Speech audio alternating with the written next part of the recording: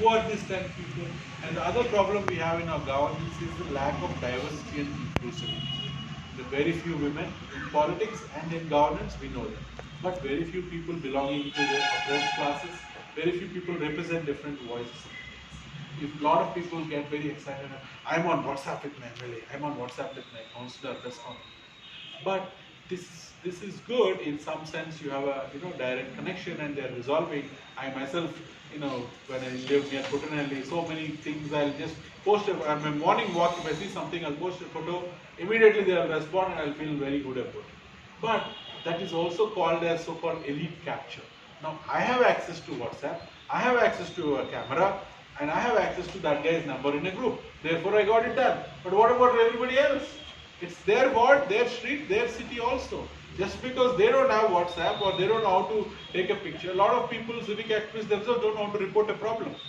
We see a problem, but we don't know how to go about it. Like when these guys get started, they had some idea about how to organize, but conversations help them realize how to make it big, right? We all learn, right? Suren must have learned so much in the 6 years. What works, what doesn't work, how can we organize, mobilize. Same thing with this governance. So many people have denied access to governance, right? Constitution gives the same rights to everybody, whether you are a software engineer or whether you are from Bihar and living in Bangalore and doing construction work, or you are a woman with a little child, whatever it is, you all are entitled to the same rights. So the ward committee gives representation to all of them.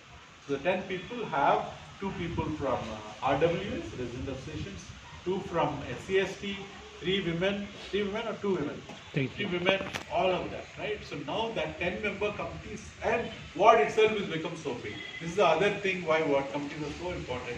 Is because if you go to any panchayat, the panchayat member will get 100 votes and he'll win.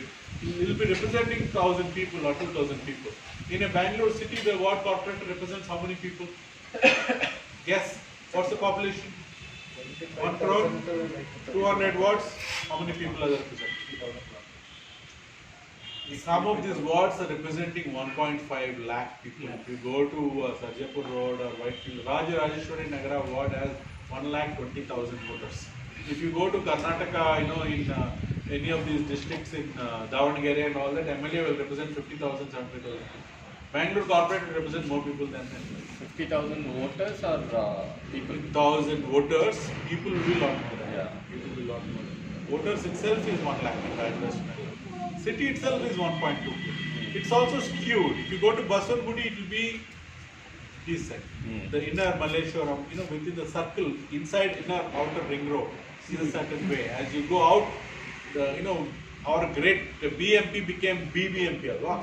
So many panchayats have joined. In that process, everybody got screwed. If you see yesterday, there was a Mahadevapura Janaspandana where the people are demanding placard. We want Mahadevapura Palke.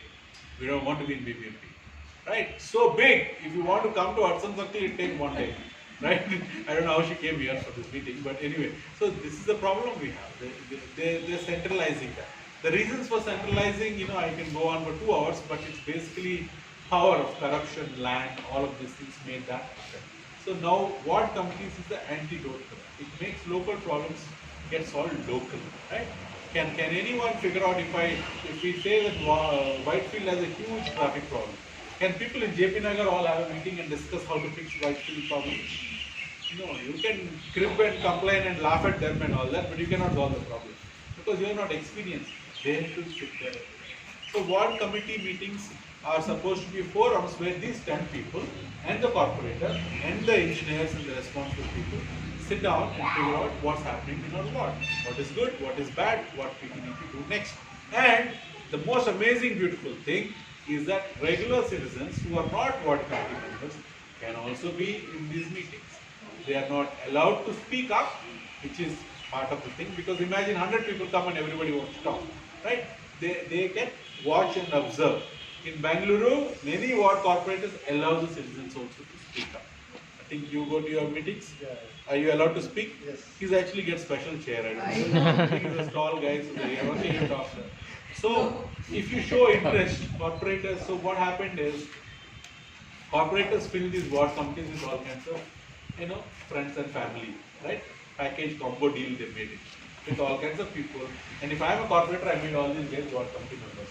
And I forgot to tell them that you're ward committee members. They don't know. Really. They don't know. He's my wife's third cousin. Okay, ward committee member. She runs some school trust, some children. She does something. So she's put under the category of social service ward committee member. Okay, he is some resident association of his own apartment. There are three houses there. He is the president of the resident association. He is the ward committee. Right? Why? Because pliable. I know them. Set up and sign. Right? Like that. So this is what they did. We tried to intervene then also. You know what we did? We said when the court ordered that ward committees must be formed in 2017, we created an entire mega, probably that's when Alim came to our campaign. He said that we went to the commission and said, you know what's going to happen, right? Corporators are going to do this. We all know this is going to happen. The court said, we went in court, told the court also, sir, you are giving nice judgments, but the committees will be non-functional because they will be filled with fraud. So the court said, only the commissioner can appoint, corporator cannot appoint. He said, sounds good. So commissioner called some of us and said, no, I will run a good transparent application process. Let everybody apply to me and then I will distribute it to different zones and blah, blah, blah. So we ran a campaign saying, know anyone in your area who is really public spirited and civic minded, works for the city, nominate them for the ward committee, right? We have a lot of people that are well-natured people that work for things. 1,200 people got nominated. By our campaign, nothing to do with government, by CFB campaign. Out of that, the application process is complicated. You have to get Aadhaar, blah, blah, blah, fill the form. 680 people actually applied. To create, and CFB is all about drama. I am totally unashamed to claim that we are all about drama, noise. We do a small thing, we create this much noise for it. Because that's the only way we think that we can survive and sustain. More people know about it. So we said, don't just apply. Apply on Friday 3 p.m. I want all of you to come, stand on the line, fill up the Hudson Circle office till the gate. I want to see people standing on the line. So it comes in the media, and the corporators know that this many people came and applied. Commissioner knows people are really taking it seriously, right? Otherwise, people come and give the application and go home, nobody knows. From that time, we started chasing, and at the end, when they finally announced the ward committee members, out of the 1,000 people, exactly 2 people were voted. Yes. So, if you are like most other, I don't know, many people would drop their shoulders and say that, okay, we tried our best, what else can we do? Again, who will go run around to the court and do all this stuff, right? So let it go, right? No, we didn't stop there. We said, you form the group, right, with your friends and family, right? We'll make you work. Why don't you do some work? We will force you to do that. Why? We can also sit in the meeting. I don't care if his cousin, wife's third cousin will come to the meeting or not, but I'm coming. Right? If more people go, that itself increases the transparency. Just imagine any time a government is making decision about anything. Let's say recently the Chief Minister in great wisdom said, I'll cancel all Volvo buses. Right? We have been fighting for more buses and he's saying I'll cancel buses. What kind of a brain dead nonsense thinking is that? Now imagine if there are 10 people sitting there who are public transport champions or people that use the bus, will they let him say that? They'll immediately say, sir, what are you saying? No, don't do that. We'll all be, we'll now have to drive my car and we'll increase the traffic. Right? Nothing. Nobody said anything. He just said something, media said something, and we are all now screaming. Same thing with quad. If anybody is making decision, if there are people around, if BFC wants to make a decision, or CFB, we want to make a decision, if it happens with a group of volunteers, it will take that much value. If Suren says, everybody go clean that door tomorrow morning, you will all say, okay, but you may not come because you don't feel the ownership of it. You don't feel that that's important. Suren thinks it's important. Why should I go?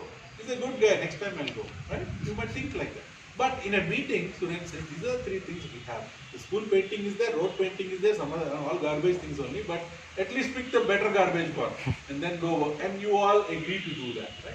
That works better, right? Then you have more people participating and everybody feels, I'm also part of this and I also, made this decision, right? So, same with ward committees. If that discussion and information percolation happens there, then whatever happens in the ward will have a greater ownership of this. Let's say in front of your street you asked for footpath, okay? You went to ward committee, finally the corporator got tired of you and after 3 months said, okay Moses, we'll give you 50 lakhs for your ward. Okay, I am getting the budget from commissioner and it will be issued and tender is issued, contract is fixed. Now Moses is the one who fought for this pavement, right? And is his street or his street near his area. When this contractor starts working, who is going to watch this footpath? Is Moses going to go home or is he going to make sure the footpath is done properly? What do you think? He will keep it right. And if this guy is doing some golmaal, who will catch him? Right? And he knows that this guy has got it in the ward committee and that's how it, so he will feel that, oh, you know, in front of his house I'll put a proper thing in this. You know, joking. You know what I'm saying? So there is accountability. Quick question. So the ward committee meetings happen in English or Kannada?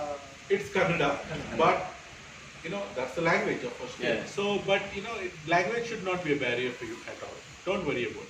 Just get the beauty of Bengaluru is that, you know, the language doesn't stop you from going anywhere. And the way I myself am not a native Kannada speaker, but over the years I picked up a lot. It's much easier for me because I'm a Telugu speaker. But the attempt that you make, if you're trying to learn Kannada and try to use Kannada, that itself, you know, gives you the respect and participate in the forums. This is the trick.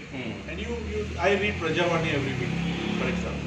I try to watch as much Kannada TV as it's a different topic, but what I'm saying is don't let language stop you from engaging with the government. Never do that. Right? In fact, there is a lot less Kannada in Karnataka government than any other states. Any other states, I can tell you that right now. That's not necessarily a good thing, but that's how it is in fact. So participate, nothing will stop. So now, in this ward committee meeting, these things will happen, and now in the last, so in October 2018, we went to the new mayor and said, Madam, the ward committees got formed, okay? We are not happy with the way they got formed, but they got formed. They got formed in June 2018. From June to October 2018, not a single meeting happened. Nobody knows what happened after these guys got formed in this group. We don't know, right? Because the law doesn't say exactly specify. It says ward committee should meet every month. Once a month they should meet. BESCOM should come, BW should come. It will say things like, because laws cannot write every small detail, you see. Our constitution, nobody can carry it. It will be that big. There will always be rules, and laws and rules are different. There is laws and then the actual GOs and rules and all of them that exactly